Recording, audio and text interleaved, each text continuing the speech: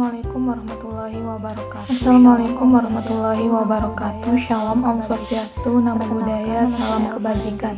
Perkenalkan, nama saya Elva Angelita dengan NIM 1001138212650 dengan dosen pengampu Ibu Siti Halimatul Munawwarah SKM MKM. Pada kesempatan kali ini saya akan membahas terkait resume materi dan review jurnal.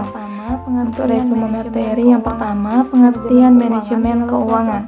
Manajemen keuangan ialah suatu aktivitas yang dilakukan dengan usaha-usaha untuk memperoleh dana dengan biaya-biaya yang diatur seminimal mungkin dan mengelola dana tersebut secara efektif untuk mencapai tujuan organisasi.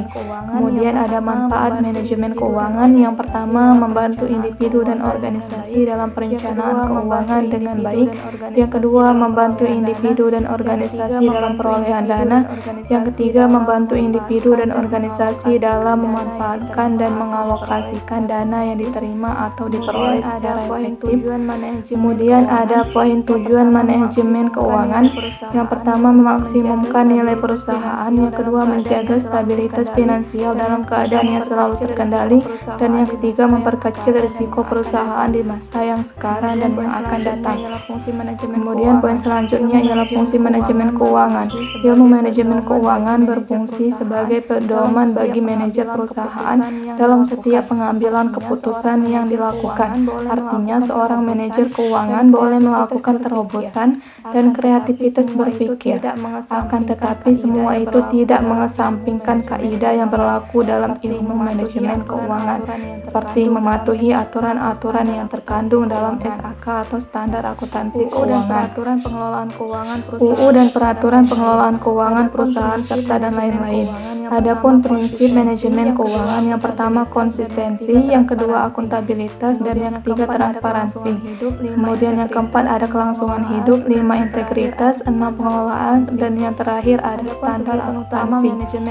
Adapun kegiatan utama manajemen keuangan, yang pertama aktivitas penggunaan dana berbentuk finansial aset atau aktiva finansial dan real aset atau aktiva real. Yang kedua aktivitas perolehan dana, dan yang ketiga aktivitas pengelolaan aktiva. Kemudian ada peran tenaga akuntansi dalam organisasi kesehatan. Bagian akuntansi memainkan peran besar dalam organisasi kesehatan. Bagian ini akan secara berkala menyajikan laporan posisi keuangan, hasil usaha, dan perubahan posisi keuangan secara wajar sesuai dengan prinsip akuntansi yang diterima umum.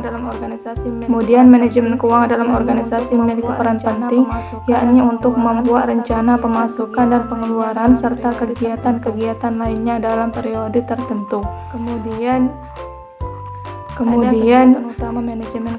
ada kegiatan utama manajemen keuangan, yakni aktivitas penggunaan dana berbentuk finansial aset serta real aset. Kemudian pembahasan selanjutnya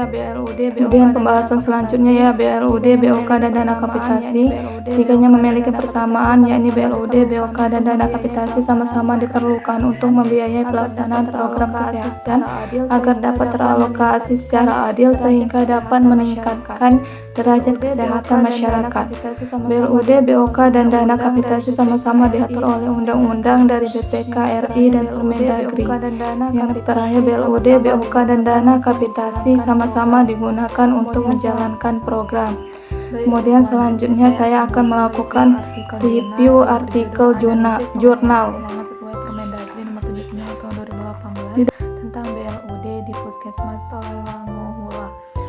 Dalam hal pengelolaan keuangan BLUD, pemerintah mengeluarkan regulasi berupa Permendagri nomor 79 tahun 2018 tentang BLUD menggantikan Permendagri nomor 61 tahun 2007 tentang penyelenggaraan pola keuangan BLUD.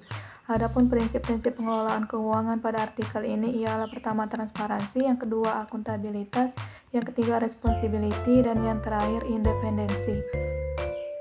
Berdasarkan pembahasan dari artikel, Puskesmas Tolangohula dalam pengelolaan keuangan sudah sesuai dengan Permendagri nomor 79 tahun 2018 tentang Badan Layanan Umum Daerah, di mana Puskesmas Tolangohula mematuhi beberapa prinsip tata kelola keuangan, yakni yang pertama prinsip transparansi, Puskesmas Tolongahola memberikan informasi keuangan yang terbuka dan jujur kepada masyarakat berdasarkan pertimbangan bahwa masyarakat memiliki hak untuk mengetahui secara terbuka dan menyeluruh atas pertanggungjawaban pemerintah dalam pengelolaan sumber daya yang dipercayanya serta ketaatannya pada peraturan perundang-undangan.